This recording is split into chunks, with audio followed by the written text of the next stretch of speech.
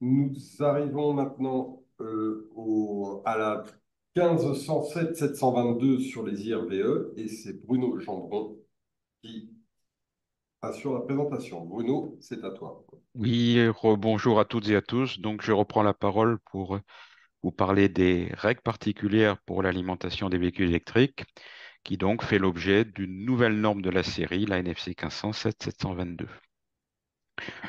Un premier point, c'est que cette nouvelle norme, donc, à terme, c'est-à-dire au plus tard d'ici un an, nous y reviendrons tout à l'heure, annulera et remplacera le, d'une part, le guide du TEC 15722, qui lui date de 2012, ainsi que les fiches d'interprétation à la NFC 1500 qui étaient ciblées sur le sujet IRVE, F11, F15, F17, 22, 23. Sans prétendre être exhaustif, voici quelques points clés euh, explicités dans cette nouvelle norme NFC 1507-722. Sans surprise, nous retrouvons la nécessité d'avoir un circuit spécialisé pour alimenter là où les prises dédiées à la recharge ou une borne de recharge. Vous avez donc pour chaque item les renvois vers les numéros de paragraphe qui les explicitent la règle. Nous retrouvons également l'obligation de protection individuelle de chaque point de recharge par un DDR à haute sensibilité, 30 milliampères. Et vis-à-vis de la protection des usagers, notamment des enfants, l'obligation d'obturateur d'alvéole en recharge normale, y compris, et c'est une spécificité des IRVE, pour les prises mobiles en extrémité de câbles attachés à demeure à une borne.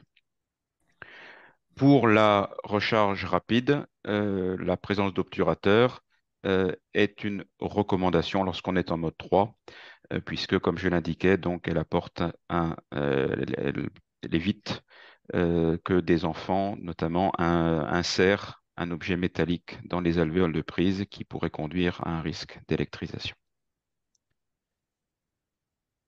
Au chapitre des surintensités, bien évidemment, les protections contre les surintensités et les canalisations qui alimentent le point de recharge doivent être dimensionnées suivant le courant assigné, ou bien, et c'est une souplesse, je dirais, introduite par la NFC 1507-722, ou bien le courant de réglage de la borne, pour les bornes qui sont réglables, bien évidemment. S'agissant de la protection des personnes, et comme Laurent Johnson l'a évoqué tout à l'heure, le type de DDR donc est fonction du mode de recharge, mode 1, mode 2, mode 3. En mode 1 ou 2, en monophasé, donc l'obligation est d'avoir et de mettre en œuvre un DDR au moins de type A ou de type F, tel que l'a présenté Laurent tout à l'heure, sachant que le type F assume effectivement toutes les fonctionnalités du type A.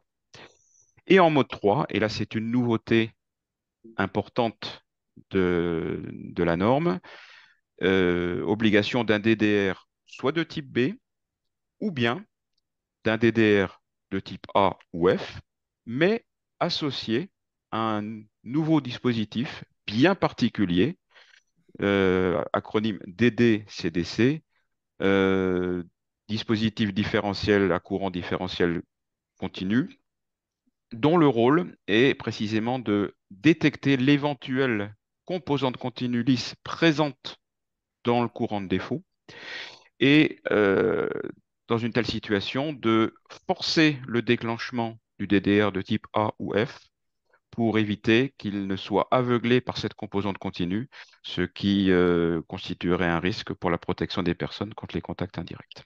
Et dernier point et non des moindres, bien évidemment, comme le guide du TE 15722 l'impose aujourd'hui, mais la norme le confirme et l'explicite, le type de socle de prise doit bien évidemment être adapté à la recharge d'un VE ou d'un véhicule hybride rechargeable de toute façon, compte tenu du profil de charge particulier d'un VE, à savoir plusieurs kilowatts, en principe pendant plusieurs heures.